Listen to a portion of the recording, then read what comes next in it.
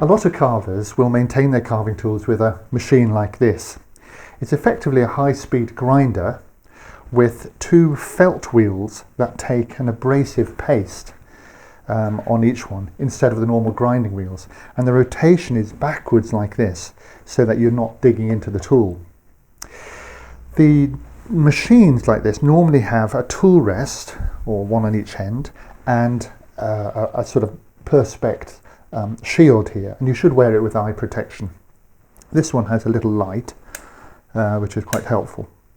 Now the thing about these machines is that this machine, as an example, travels or spins at 2,850 revolutions a minute, which is the equivalent of 23 meters or 75 feet of strop going past your blade every second. So imagine all that. You could not strop that quickly. So what this means is that the amount of abrasive that's passing over your carving tool is so much and so quick that unless you're careful, lots of things will happen very fast. So you'll take the corners off when you're using these machines. You'll take the corners off, you'll round the edges, and so on. So you have to be very careful about that. But the main problem with these wheels is in fact the bevel and maintaining that low cutting angle. If you, I think you can imagine, if you put this way on this wheels, on this curved surface, that curve is going to touch this flat edge at some sort of tangent, and it's almost impossible to not be on the edge. So the real tendency for these tools, these wheels, is to round this bevel over, because you tend to work very much on the cutting edge rather than the whole bevel itself. The only way I know to get round that is to come side onto the wheel. So you need to have some sort of system, some sort of arrangement that you are coming side onto the wheel like this. I would use the hard wheel for the outside bevel, so like there, and I would use this for the inside. So, but let me just look at this wheel for the moment. This, if I'm using the outside bevel, the cutting angle, if I just can mock this up, there's your piece of wood, there's your cutting angle, and you imagine that is the cutting angle going across here like this. So you present it side on, 90 degrees at the cutting angle, and you rotate like that. And that way, that flat surface of the wheel actually maintains a flat outside bevel. So I would use this on the hard wheel over here at that angle, and I would do all my outside bevels like that. The problem here, or another problem, is of course the inside bevel, and with the softer wheel you can turn the tool upside down, certainly do it this way, and you have, because it's a shorter bevel, you can use on flatter gouges either the whole of it or more of the corner of the wheel on the softer one. So you can certainly do the outside bevel like this, and you can do the inside bevel on the softer wheel like this, of flatter and larger gouges.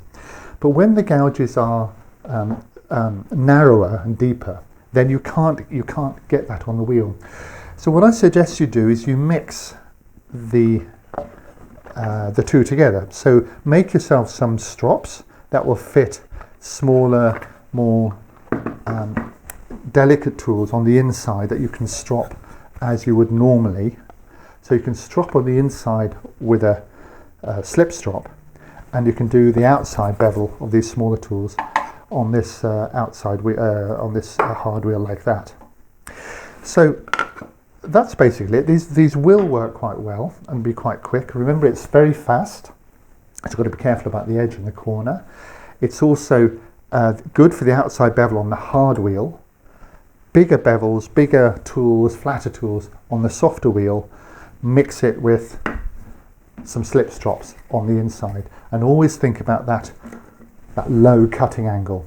And if you're not sure about it, what you can do is you can get a Sharpie and you can colour the outside of your bevel like this, and then you can offer it to the tool and just offer it to the wheel rather, and just see what's happening. So again, it's fast, but with a bit of care they work very well.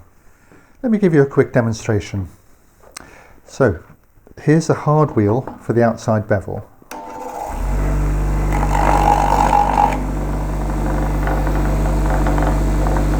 There's my cutting angle.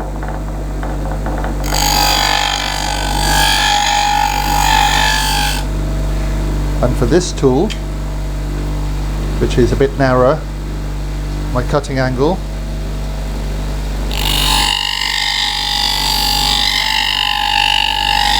corner to corner. Let me just show you this black marker method for checking your presentation to the wheel. It's a really good way of, when you're starting, to make sure you're getting the right angle of presentation and so on. So you cover the bevel in your black marker, and when you present it to the wheel, if you are too high, then you're going to remove the black marker from the cutting edge.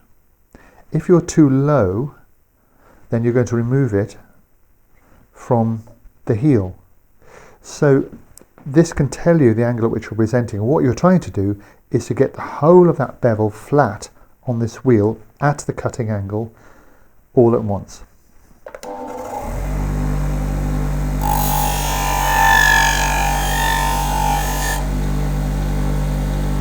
That's a bit of grease there, and I can get that to come off. But you can see I've covered the whole of that bevel in one go. That's what you're aiming to do. Here I am at the softer wheel. You can see how springy it is, how spongy. For a narrow tool, a deep tool like this, you can see I couldn't really use it, even the corners, without digging the corner of this tool in there, and that would remove those corners, which I don't want to do. So this tool, tools like this that don't fit, you will have to use your slip strop, just as before, like this, to remove or to polish up, maintain that inside stropped edge. But for the wider tools, the ones that are flatter and can fit over here, then you certainly can use this wheel, and you can use either this corner, or if the tool is flat enough, the whole of the face of the wheel.